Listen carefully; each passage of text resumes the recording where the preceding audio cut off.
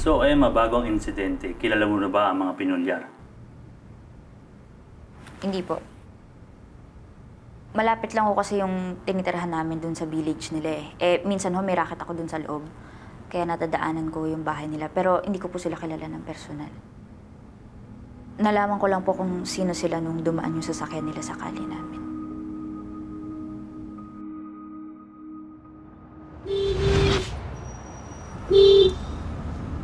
Kuya, bad dream?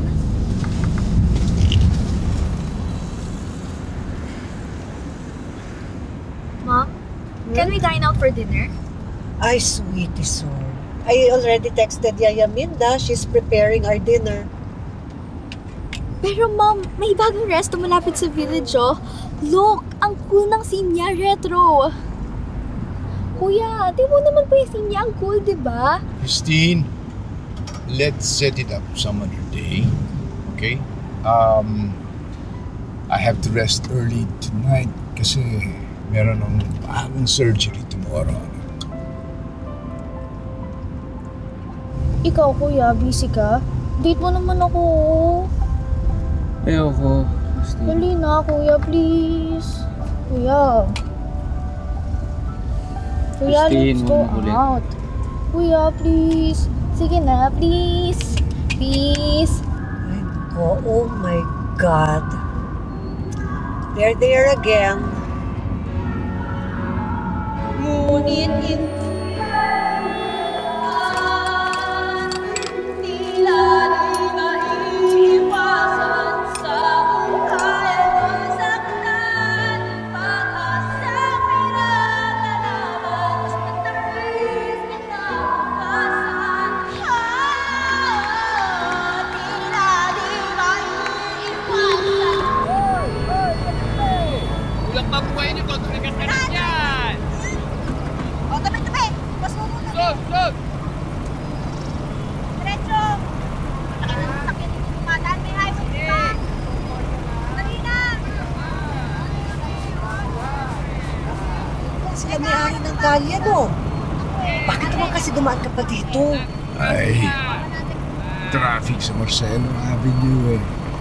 Tsaka, mabuti na dito halos. Nandyan lang yung bahay natin. Oh, tapos may tricycle pa. Mukhang nasiraan pa. Robert, atras na lang tayo. Stop! Stop! Stop! Tama na!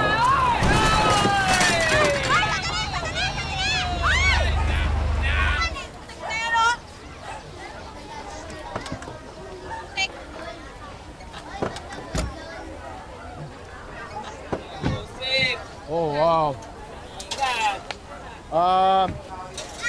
Guys, miss, sorry Magdahan-dahan naman ho kasi kayo. Itatabi naman ho namin. Gusto niyo lumusot agad eh. Bakit naman kayo dyan nagtitinda? Alam niyo namang kalsada to para sa sasakyan. Yes, sir. Aba, madali lang ho. Bakit kayo magana? Kayo na nga ito nakaperwisyo. Iha, hindi kami ang perwisyo. Kung makaasta kayo, akala niyo kayo may-ari.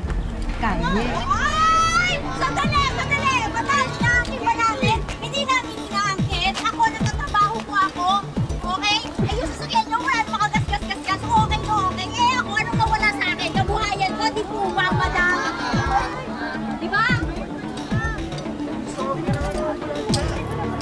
What are you doing? Where? Oh, ito. Ito, 3,000 na.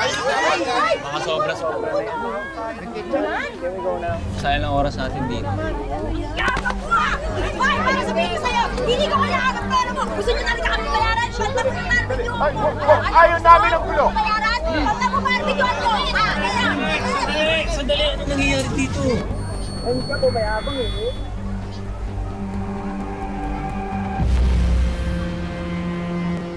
Kilala mo ba si Emma Castro? Hindi oh. Doon lang namin siya unang nakilala. Inis na inis nga ako sa kanya eh. Yabang, ma-pride. Kala mo eh, pinagmamalaki, wala naman.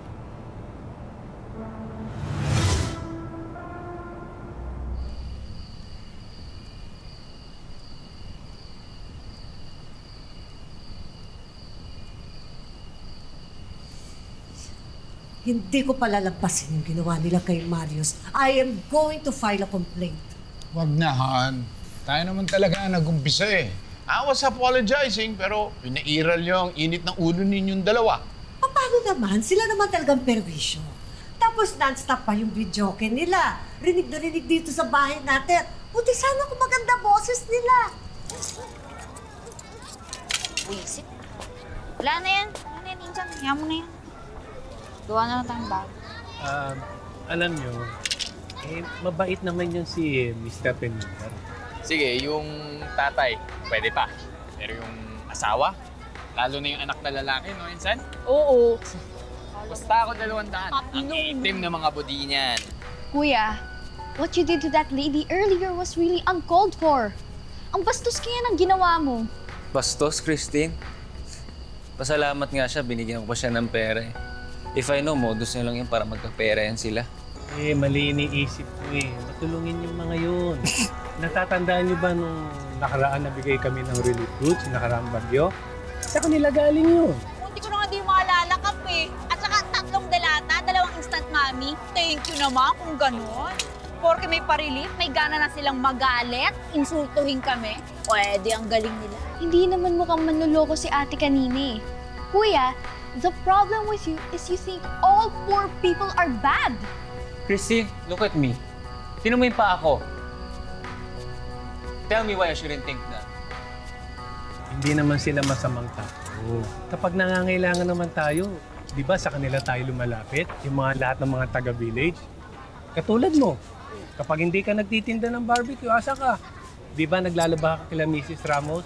O kaya nag-aalaga ka ng aso nila Mr. Magno? Tama ba ako? Teka lang, Kap ah. Lilinawin ko lang. Totoo yun. Totoo lahat ng sinabi nyo. Pero pag nasira ang gripo nila, sinong tinatawag nila? O ito, si Mang Bogs. Pag nasira ang aircon, ang rep, sinong tinatawag? Si Mang Cardo, di ba? Sabi, pareho lang tayong nakikinabang sa isa't isa. Kaya wala silang karapatang insulto. Di ba?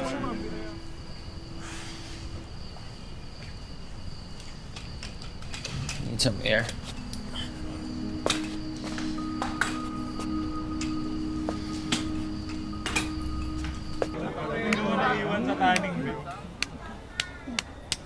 Yan ang Insan ko!